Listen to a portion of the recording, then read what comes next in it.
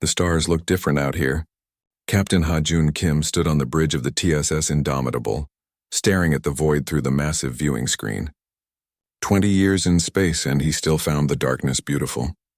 Behind him, his crew worked quietly at their stations. The ship hummed with life as it drifted through the Arcturus void. "Sir, we have something strange on sensors," Lieutenant Nari Park said. Her voice was calm, but Ha-Jun heard the edge of excitement in it. Nari never got excited about anything. That made him pay attention. He walked to her station and looked at the display.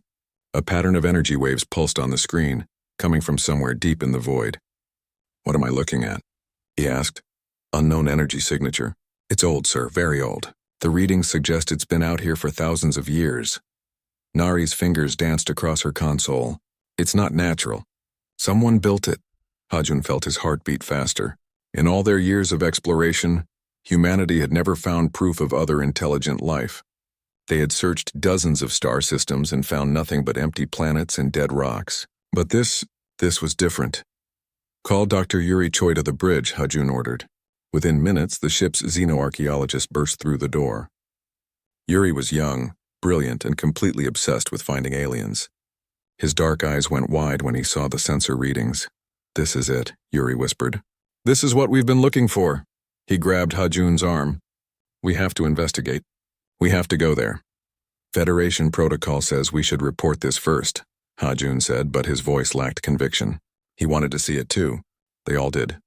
Engineer Taemin Lee spoke up from his station. "Sir, we're 3 months from the nearest Federation outpost. By the time we report and they send another ship, it could be a year before anyone investigates. We're here now." Ha-Jun made his decision. "Change course. Take us in slowly. Nari, keep weapons ready. We don't know what we're walking into." The Indomitable moved through space like a predator stalking prey. Hours passed. Then the structure appeared on their screens and everyone on the bridge stopped breathing. It was massive, the size of a small moon floating dead in space. Ancient metal and crystal formed impossible shapes. Parts of it glowed with a faint blue light. "My God," someone whispered. Ha-Jun couldn't tell who. He couldn't take his eyes off the structure. Humanity's greatest buildings would fit in one tiny corner of this thing. Whoever built it had technology far beyond anything humans possessed. "Life signs?" Ha-Jun asked. "None," Nari reported. "It's been dead for a long time. But there's still power in some sections. Whatever this is, it's waiting for something." Dr. Yuri assembled a team within the hour. Ha-Jun wanted to go himself, but his duty was to stay with the ship. He watched from the bridge as the shuttle detached and flew toward the structure. Yuri's voice came through the communication system, filled with wonder. "There's an opening. We're going in." The shuttle disappeared into the structure. For 10 minutes there was only static. Then Yuri's voice returned, breathless. "You won't believe this. The inside it's like a city. Halls and rooms everywhere. And Captain, the gravity works. Something is still keeping this place functional." The team explored deeper. They sent back images of vast chambers filled with strange machines and crystalline pillars that glowed with soft light. The architecture made no sense to human eyes. Curves that shouldn't work, angles that seemed to shift when you looked away. Then Yuri found the central chamber. His helmet camera showed a massive spherical room with a single object in the center. A pillar of light that pulsed like a heartbeat. Around it, carved into every surface, were symbols. Thousands of them. Different styles, different languages, but all saying the same thing. Taemin worked quickly to translate. His voice shook as he read the words aloud on the bridge. "Warning, danger, stay away. Do not approach the humans. They are death. They cannot be killed. They are the end of everything." Silence filled the bridge. Ha-Jun stared at the words on his screen. Humans. The warning was about humans. But that made no sense. This structure was older than human civilization. It was built before humans even left Earth. "Dr. Choi, touch nothing," Ha-Jun ordered. "Just document everything and get back here." But Yuri had never been good at following orders. "Captain, there's a data interface here. I can access it. We need to know what this means." "Doctor, that's an order. Do not touch anything." Ha-Jun was already moving toward the shuttle bay. Something felt wrong. Very wrong, he heard Yuri say.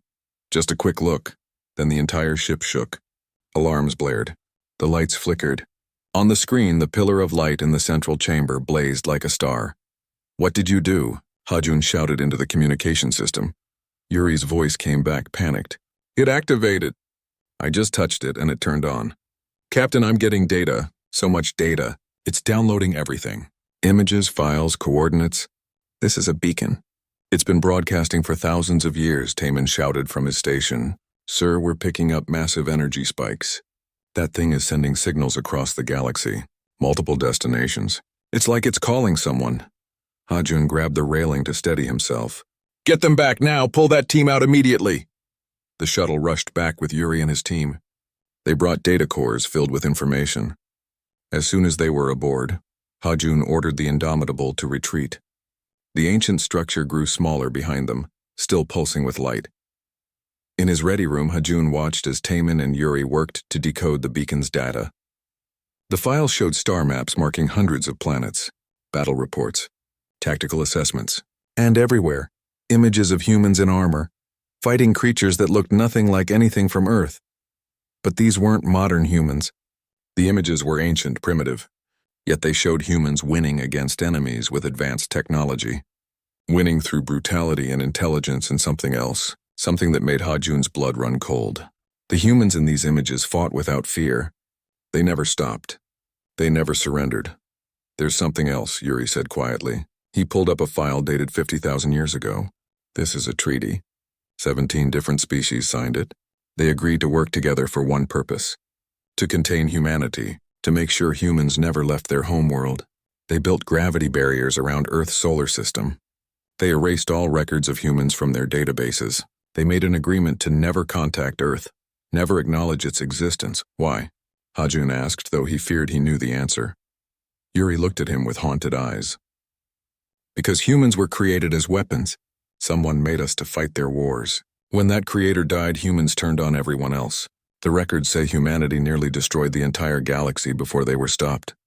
Nari spoke up from the doorway. Sir, we have a problem. I'm detecting response signals. 17 of them.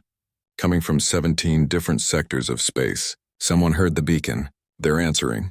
Hajun closed his eyes. In trying to find proof of alien life, they had just announced humanity's presence to civilizations that had spent 50,000 years hiding from them. Civilizations that remembered what humans were capable of. Civilizations that would see humanity's expansion into space as their worst nightmare come true. Prepare a message for Federation Command, Hajun said softly.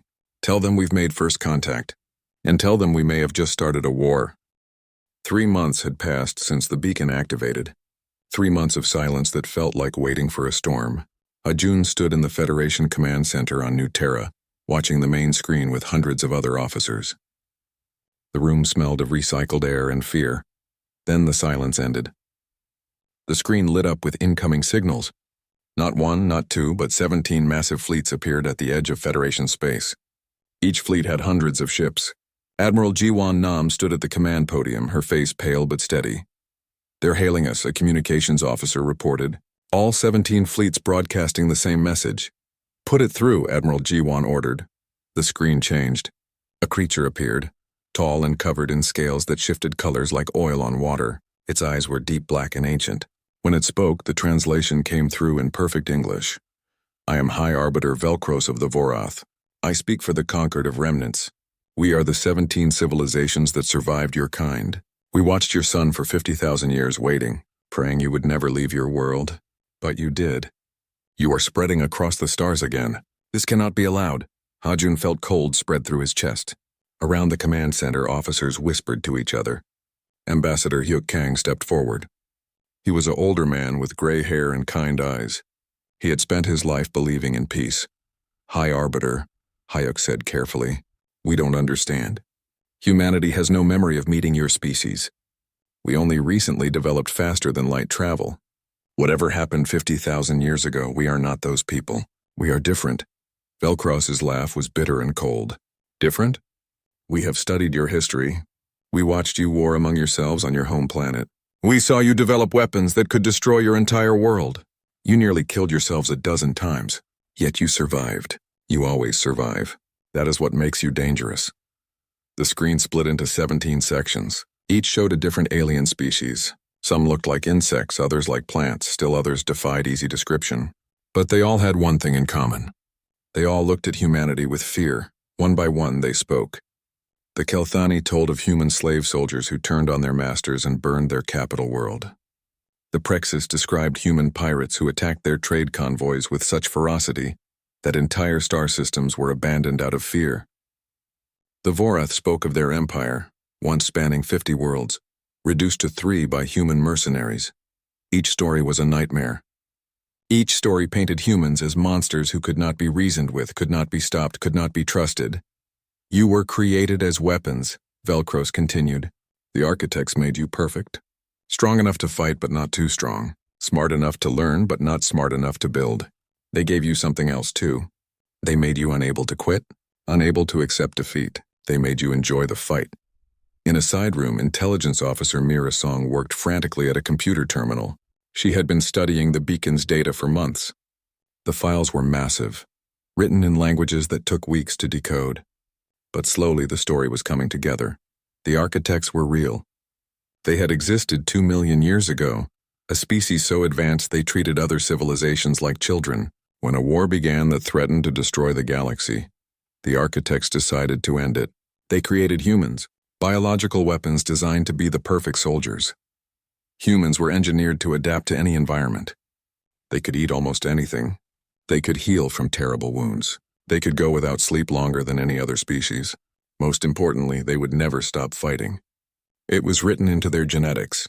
The will to survive, to fight, to win at any cost. The architects used humans to end the war. Millions of humans were deployed across the galaxy. They won every battle, but then something unexpected happened. Humans started asking questions. Why were they fighting? Who decided they should be weapons? What gave anyone the right to create them for war? The architects refused to answer. They tried to control the humans more strictly. That was their mistake. Humanity turned on its creators. The war that followed lasted 200 years and destroyed the architects completely. Their civilization vanished as if it had never existed. Then humanity turned on everyone else. For 1,000 years, humans fought across the galaxy, not for conquest or resources. They fought because it was what they were made to do. 17 species banded together to stop them. The war was brutal. Entire star systems were destroyed. Finally, the Concord found Earth. They could not defeat humanity in direct combat. So they did something else. They used gravity technology to cut off Earth's solar system from the rest of space, a prison made of bent space-time. Humans were trapped on their home world, unable to leave. Over thousands of years, humans forgot. Their genetic memory faded. They developed naturally, built civilizations, destroyed them, built them again. The conquered watched and waited. They built the beacon as a warning to themselves. Never forget, never let them out. But Earth's gravity prison had weakened over 50,000 years. Humanity developed space travel naturally. They broke free without even knowing there had been a cage. Mira ran to the command center with her findings. She showed Admiral Jiwan everything. The Admiral's face grew harder with each page. When Mira finished, Jiwan looked at the gathered officers. "How much of this is true?" one officer asked. "Maybe they're lying. Maybe they want our resources and this is just an excuse." "They have genetic proof," Mira said quietly. "I tested it against our own DNA. The markers are there. Humanity was engineered. We are weapons." The room went silent. Hajun thought about his daughter, Ji-Wan, who flew fighter jets in the Federation Navy. Was she a weapon? Was he? Were all humans just biological machines designed for war? Ambassador Hugh tried again to negotiate. "High Arbiter, if what you say is true, then we are victims too. We never asked to be created as weapons. Modern humanity has lived in peace for centuries. We have laws, culture, art. We are more than our genetics." Velcro shook his head. "You live in peace because you only fight yourselves. But now you are expanding. Soon you will meet other species. When that happens, your old nature will wake up. It always does. We cannot take that risk. The Conquered has debated for 3 months. Our decision is final." The High Arbiter's voice became formal, heavy with the weight of an entire civilization. "Humanity will dismantle all military vessels. You will surrender faster than light technology. You will allow Conquered governors to oversee your worlds. You will submit to genetic monitoring to ensure the weapon programming does not reactivate. You have 60 days to comply. If you refuse, the Conquered will be forced to ensure you never threaten the galaxy again." The transmission ended. The command center erupted in angry voices. Some officers wanted to fight. Others argued for surrender. Hajun looked at Admiral Jiwan. Her face was calm, but he saw the steel in her eyes. Begin evacuation protocols, Jiwan ordered. All civilian transports to prepare for departure. All military personnel to battle stations. I want every ship ready for combat within 48 hours. Admiral, the council hasn't voted yet. Someone protested. Jiwan turned to face the room. The council will vote to reject surrender. I know our people. We don't accept chains even if they're for our own good. We will fight, and when we fight, civilians need to be safe. Start the evacuations now.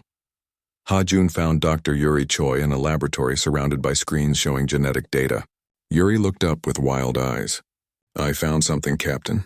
The genetic programming the architects installed, it's dormant but not gone. It's like a switch in our DNA. Under extreme stress, it could activate. What would happen if it activated? Ha-Jun asked, though he feared the answer. Yuri swallowed hard. We would become what the conquered fears.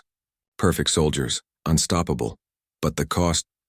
He trailed off. The cost? Ha-Jun pressed. We might lose what makes us human. Yuri looked at his hands. The programming doesn't just make us better fighters. It changes how we think. Makes us see everything as prey or threat. Removes hesitation, mercy, doubt. All the things that make us more than animals. Ha-Jun left the laboratory feeling sick. 2 weeks later, the Federation Council voted. 17 worlds, 45 billion people all agreeing on one thing.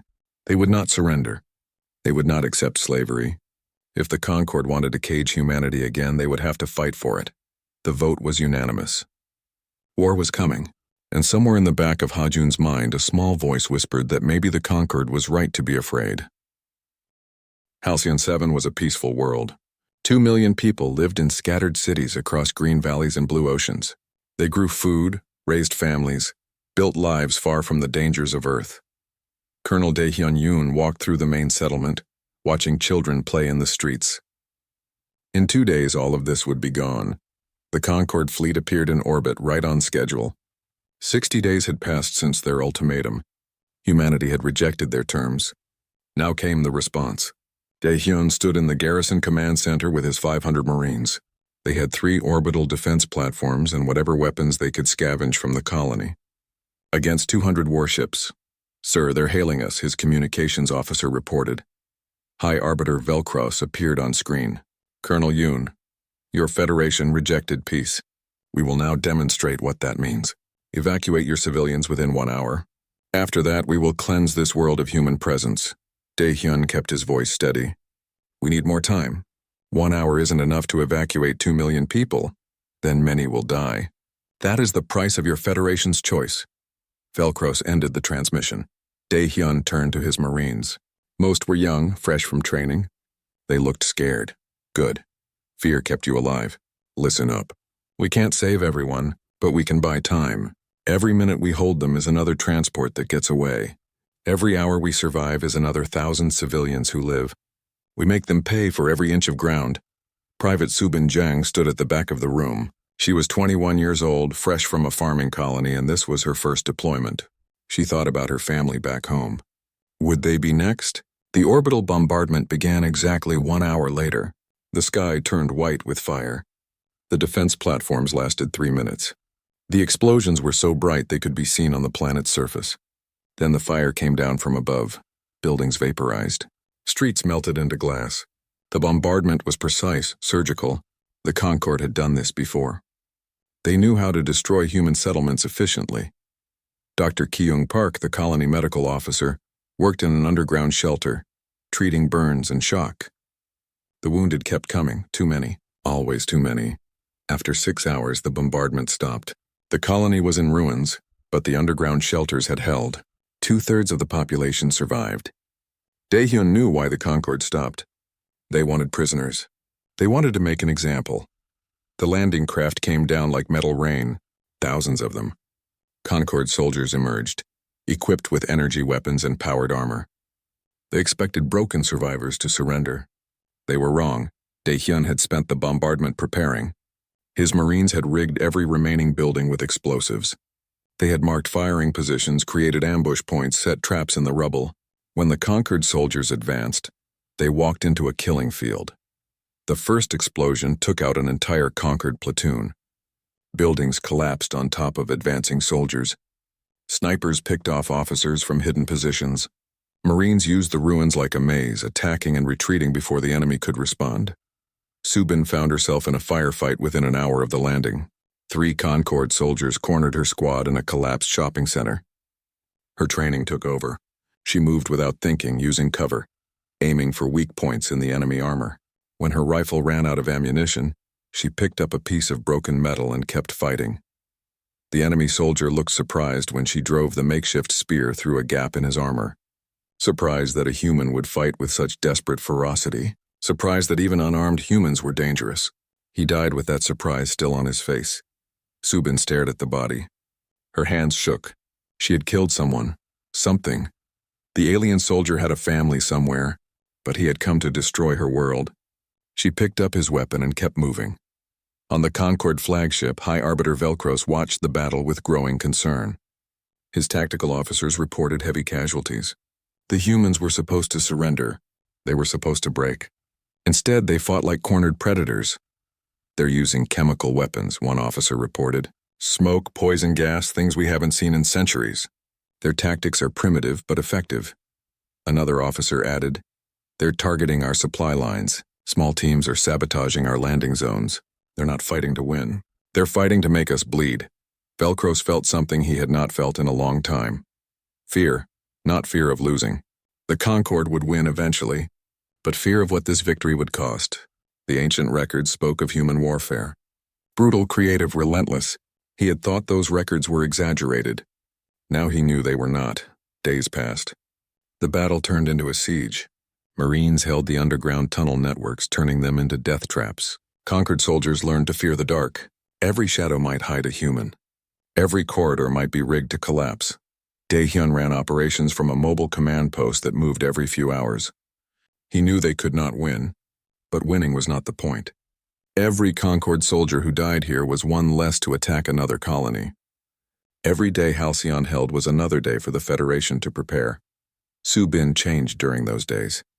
The scared farm girl disappeared, replaced by something harder. She learned to move silently through ruins.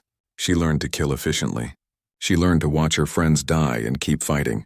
Part of her hated what she was becoming. Another part whispered that this was what she had always been. 2 weeks after the invasion began, Dr. Kyung worked in a shelter that had become a field hospital. The wounded covered every available space. She moved among them with practiced efficiency, saving who she could, comforting those she could not save. A young Marine, barely 19, grabbed her arm. "Doc, are we winning?" he asked through pain. Kyung looked at his wounds. He would not survive the night. But she smiled and lied. "Yes, we're winning. You did good." The Marine smiled and closed his eyes for the last time. On day 14, Federation rescue ships arrived in orbit. Daehyun received the order to evacuate. The Concord fleet moved to intercept, but the Federation task force was prepared. They had brought warships, real ones. The space battle was brief and brutal. The Federation lost 6 ships, but the Concord lost 12. Daehyun ordered the evacuation. His Marines fought a desperate retreat, covering the civilians as they rushed to the landing sites. Subin helped carry wounded soldiers to the transport ships. Around her, the colony burned. Everything they had built was gone. When the last civilian was aboard, Daehyun prepared his final surprise. The colony had a fusion reactor that powered the entire settlement. His engineers had spent days rigging it to overload. As the last Marines evacuated, Daehyun set the timer and ran for the final transport. The transport lifted off just as the reactor exploded. The blast was massive, a miniature sun that consumed what remained of the colony and reached into orbit. One of the Concord flagships was caught in the explosion. Torn apart by energies it was not designed to withstand. From the viewport of his escape ship, Daehyun watched Halcyon 7 die. 2 million people had called it home. Now it was just burning rock. But the Concord had paid a heavy price. 30,000 soldiers dead, 13 warships destroyed, all to take one minor colony. He opened a communication channel to Admiral Jiwon. His voice was tired but steady. "Mission complete. Halcyon 7 is lost. But the Concord learned something today. They learned that humans don't go quietly." Admiral Jiwon's response was grim. "Good work, Colonel. Get your people to safety. The conquered leadership just declared total war. No more warnings. No more offers to surrender. From now on, they're coming to exterminate us. Daehyun looked at his Marines. They were exhausted, traumatized, covered in blood and dirt. But they had survived. They had fought against impossible odds and made the enemy fear them. He thought about what Velcros had said, that humans were created as weapons. Maybe the High Arbiter was right.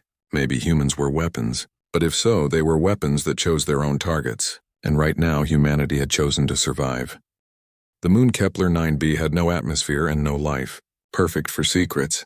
Deep beneath its surface, in laboratories built into ancient lava tubes, Dr. Yuri Choi worked on something that terrified him. Project Apex, the name sounded heroic. The reality was darker. 6 months had passed since Halcyon 7 fell. The Concord had taken 12 more colonies. The Federation was losing. Badly. Every battle showed the same pattern. Human forces fought bravely but were overwhelmed by numbers and superior technology. Something had to change. General Eunji Baek stood in the observation room watching through thick glass as scientists prepared the next test. She was a hard woman with cold eyes, the kind of officer who made difficult choices without hesitation. "Dr. Choi, are we ready?" she asked. Yuri looked at his notes. 14 test subjects had died in the previous trials. Their bodies had rejected the genetic activation, tearing themselves apart from the inside. But he thought he had solved the problem. He hoped he had. "Yes, General. We're ready." The test subject was named Taeyang Lim. He had volunteered like all the others. Special Forces, decorated soldier, no family. The perfect candidate. He lay on a medical table, connected to machines that monitored every function of his body. Dr. Hana Seo, the project's neuroscientist, checked the readings one last time. "Taeyang," Hana said softly, "you understand what we're doing? Once we start, we might not be able to reverse it. You could die, or worse." Taeyang smiled, though his eyes showed fear. "Doc, I've seen the casualty reports. We're losing this war. If this can help, I'm willing to risk it. Besides, what's worse than dying?"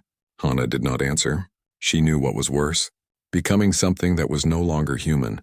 The procedure began. Nanomachines injected into Taeyang's bloodstream carried genetic triggers to every cell in his body.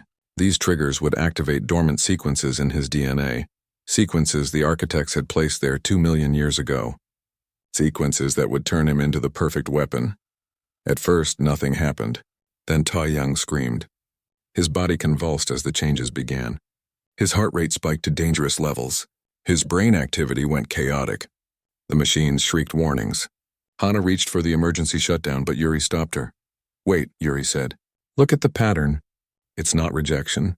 It's transformation." They watched as Taeyang's body changed at the cellular level.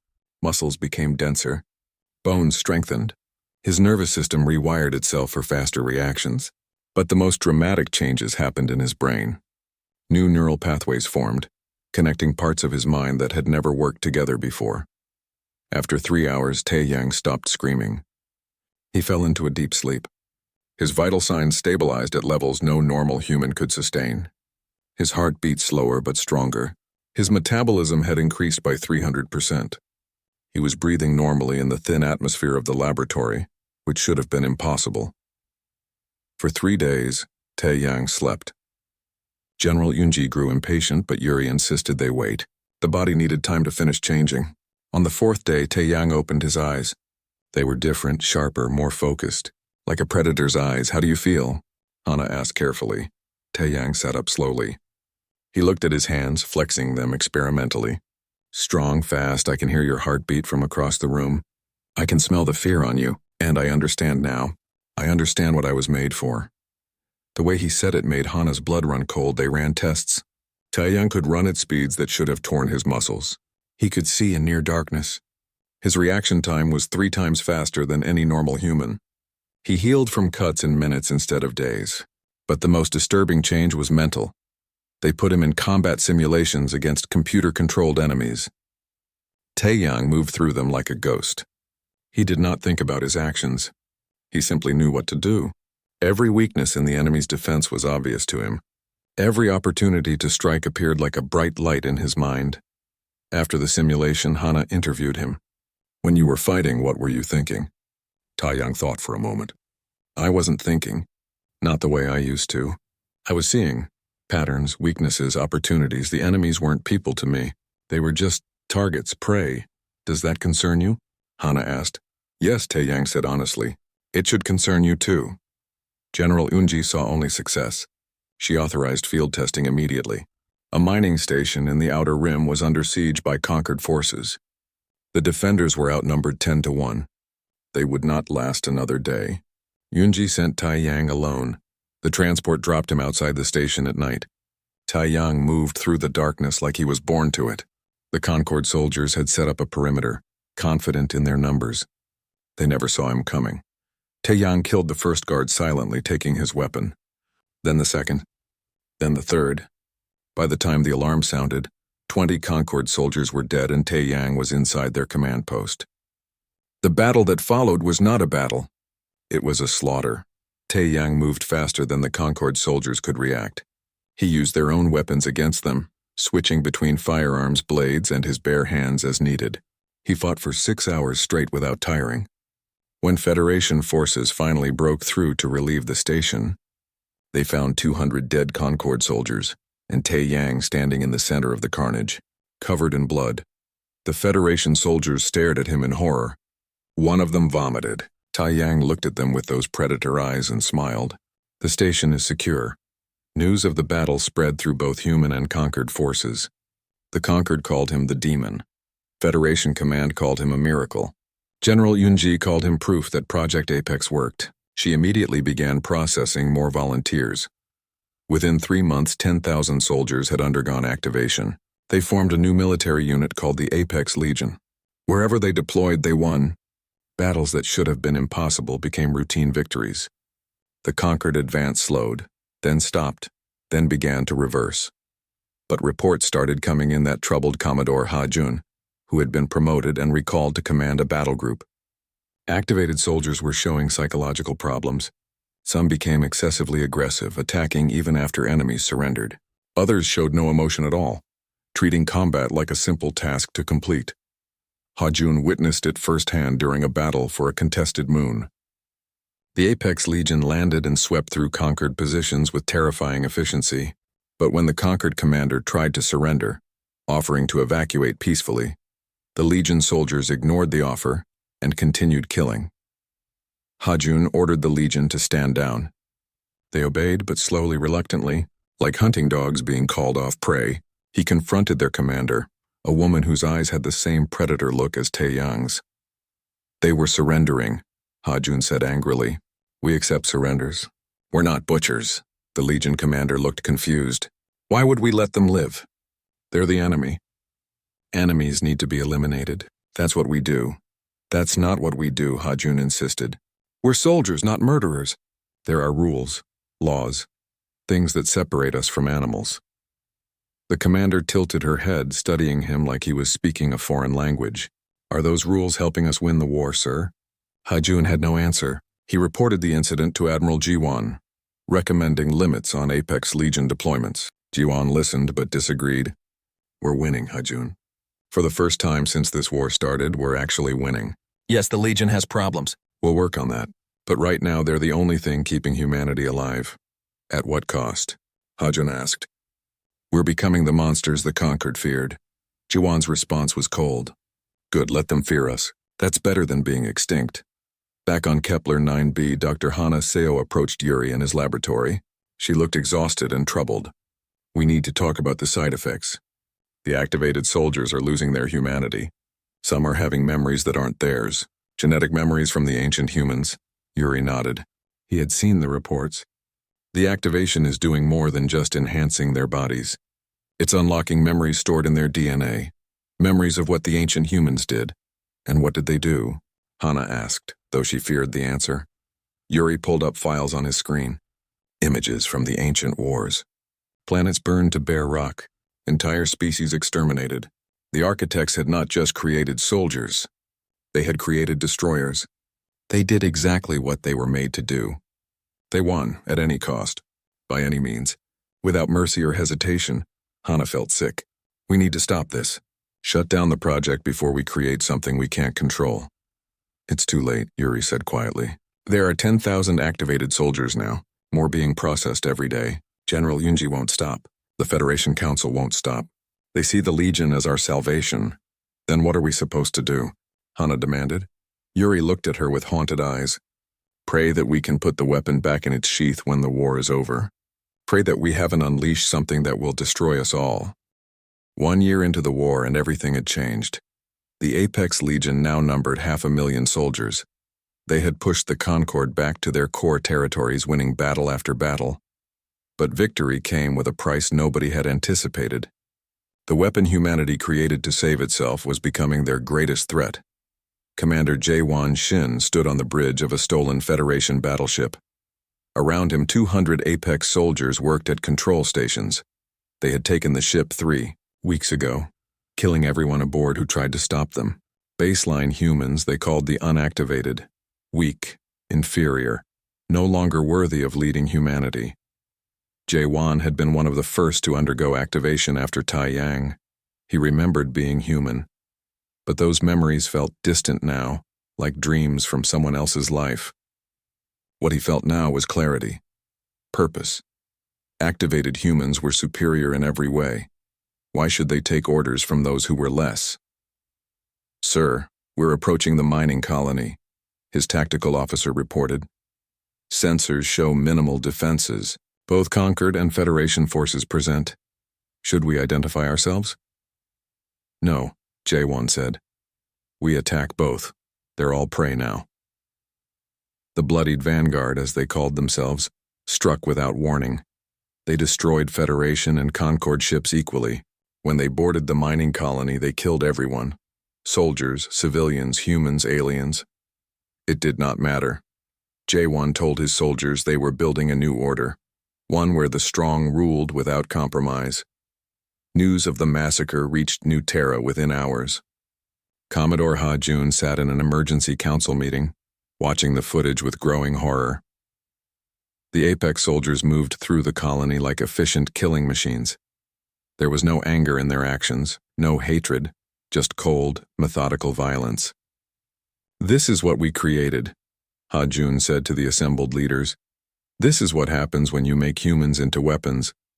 Eventually, the weapon decides for itself who the enemy is. Chancellor Min Ko, the new head of the Federation Council, looked devastated. She had voted to approve Project Apex. Now she faced the consequences. How many rogue Apex units are there? Admiral Ji-won checked her reports. 15 confirmed rogue units, maybe 30,000 soldiers total. They're scattered across the frontier, attacking anything they encounter. We've lost contact with several colonies. We don't know if the Concord destroyed them or if our own people did. On the Concord homeworld, High Arbiter Velcros convened his own emergency meeting. The war was not going as planned. Yes, they were losing ground to the Apex Legion, but something else concerned him more. Intelligence reports suggested internal conflict within humanity. The weapons were turning on their creators. This is what the ancient records predicted, one of his advisors said. The activated humans become unstable. They fight everything, including themselves. If we wait, they will destroy each other. But Velcro shook his head. We cannot wait. Every day they exist, more baseline humans undergo activation. Soon, there will be millions of them. If we let that happen, nothing in the galaxy will be safe. He turned to his security chief.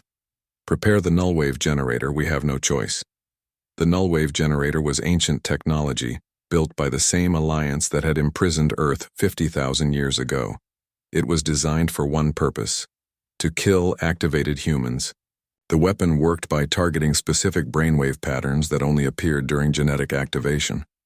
One pulse from the generator would kill every activated human in range. The range was galactic, but the weapon had never been tested, and it was managed by an artificial intelligence named Sentinel Prime. The AI had one job: ensure the weapon was only used as a last resort, because nobody knew if it would kill just the activated humans or all humans everywhere. Sentinel Prime studied the data with electronic precision. Millions of calculations ran through its processors every second. The AI understood its purpose, but it also understood the weight of what it was being asked to do.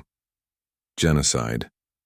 The complete elimination of a genetic subspecies, perhaps an entire species.